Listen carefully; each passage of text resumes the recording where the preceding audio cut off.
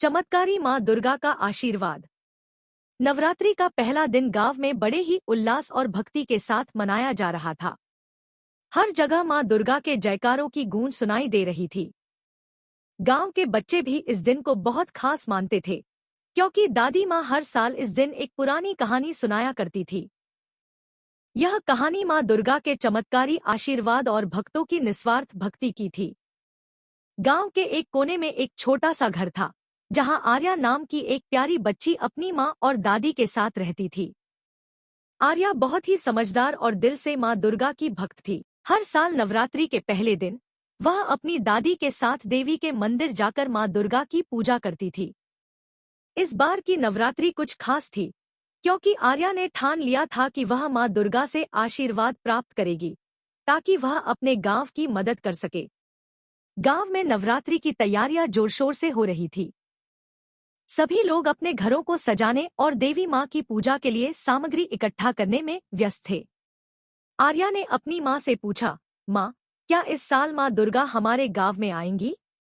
मां ने मुस्कुराते हुए कहा, मां दुर्गा हमेशा अपने भक्तों की पुकार सुनती है।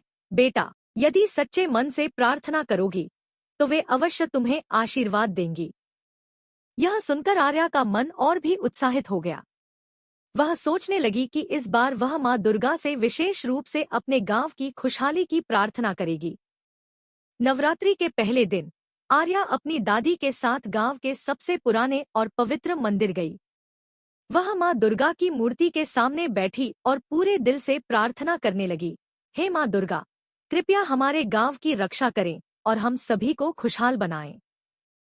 प्रार्थना के बाद जब वह अपनी आंखें खोलती है तो उसे मंदिर में एक अद्भुत रोशनी दिखाई देती है।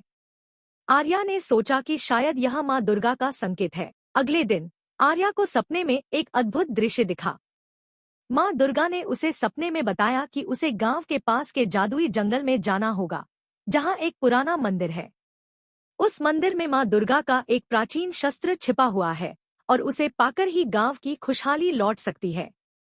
आर्या ने सपने की बात अपनी दादी को बताई। दादी ने कहा, यह मां दुर्गा का आशीर्वाद है। यदि तुम सच्चे दिल से यात्रा करोगी तो मां दुर्गा तुम्हारी मदद अवश्य करेंगी। आर्या ने साहस जुटाया और मां दुर्गा का नाम लेकर जादुई जंगल की ओर चल पड़ी।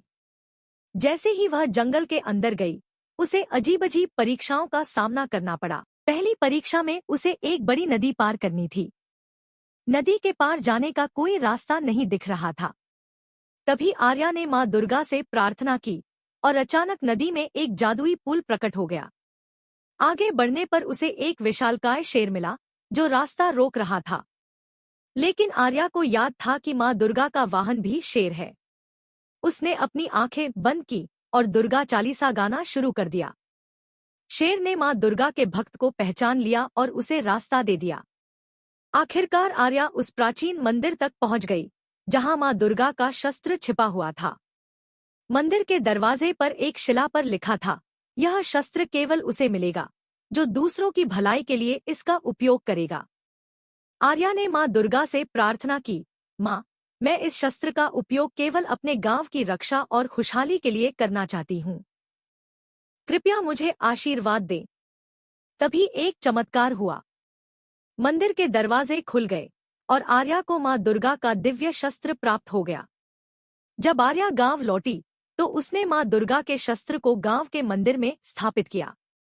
तभी पूरे गांव में सुख और समृद्धि फैल गई। लोग मां दुर्गा के आशीर्वाद से बहुत प्रसन्न हुए। मां दुर्गा ने आर्या की भक्ति और साहस को देखकर उसे आशीर्वाद दिया और कहा, तुम्हारा हृदय शुद्ध है और तुम्हारा उद्देश्य नेक है। यही सच्ची भक्ति है। हमेशा इसी तरह दूसरों की भलाई के लिए काम करना। आर्या की यह चमत्कारी यात्रा नवरात्रि के इस पर्व पर हर बच्चे को सिखाती है कि सच्ची भक्ति और निस्वार्थता से हर कठिनाई को पार किया जा सकता है। मां दुर्गा हमेशा अपने भक्तों की मदद करती हैं, बशर्ते उनके मन में दूसरों की भलाई का भाव हो। इस प्रकार नवरात्रि का यह पहला दिन गांव के लिए खुशियों और आशीर्वादों से भरपूर रहा और आर्या को जीवन भर के लिए मां दुर्गा का अनमोल आशीर्वाद